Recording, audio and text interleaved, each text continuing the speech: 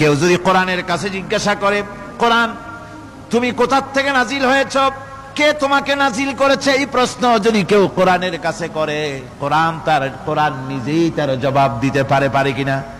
কোরআন নিজেই বলে, তানজিলাম মিম্মান খালাকাল আরদা ওয়াস সামাওয়াতিল উলা। এই কোরআন নাজিল করেছেন তিনি, যিনি ওই সুউচ্চ আকাশ আর জমিনকে যিনি সৃষ্টি করেছেন, সেই আল্লাহ আমারে নাজিল করেছেন। কোরআনের কাছে কেউ যদি প্রশ্ন করে, ও কোরআন, এই পৃথিবীতে নাজিল হওয়ার আগে তুমি কোথায় ছিলে, কেউ যদি প্রশ্ন করে, কোরআনে কারীম নিজে নিজের পরিচয় শোনায়, আমি কোথায় ছিলাম শোনো, বাল হুয়া কুরআনুম মাজিদুন ফি লাউহিম মাহফুজ। বরং এই কিতাব অতীব মর্যাদা সম্পন্ন, সুরক্ষিত ফলকে লিপিবদ্ধ ছিল, আমি ছিলাম লৌহে মাহফুজে, সেখান থেকে এসেছি।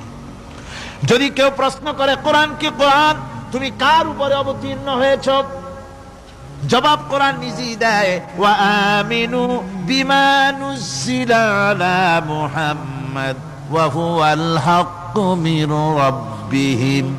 ঈমান আনো সেই জিনিসের উপরে যেটা মুহাম্মদ সাল্লাল্লাহু আলাইহি ওয়াসাল্লামের উপর অবতীর্ণ হয়েছে। আবার অন্য আয়াতেও জবাব পাওয়া যায়, তাবারাকাল্লাযী নাযালাল ফুরকানা আলা আবদিহি লিয়াকুনা লিল আলামিনা নাযীরা। অতীব বরকতপূর্ণ মহান সত্তা সেই আল্লাহ রাব্বুল আলামিন, যিনি তার বান্দার পরে ফুরকান অবতীর্ণ করেছেন। সুবহানাল্লাহি বিহামদি। কোরআনের নাম আমি বলেছিলাম শুধু কোরআন নয়, অনেক নাম আছে। কোরআনের আরেক নাম ফুরকান। কোরআনের আরেক নাম কি? আল ফারকু বাইনাল হক্কি ওয়াল বাতিল। কোরআন হচ্ছে সেই মহাসত্য যা মিথ্যা এবং সত্যের মধ্যে পার্থক্য সূচিত করে, মঙ্গল এবং অমঙ্গলের মধ্যে পার্থক্য সৃষ্টি করে, যা সত্য এবং মিথ্যার মধ্যে তাফরিকা সৃষ্টি করে, সত্যকে মানুষকে বুঝিয়ে দেয়। তার নাম হচ্ছে ফুরকান।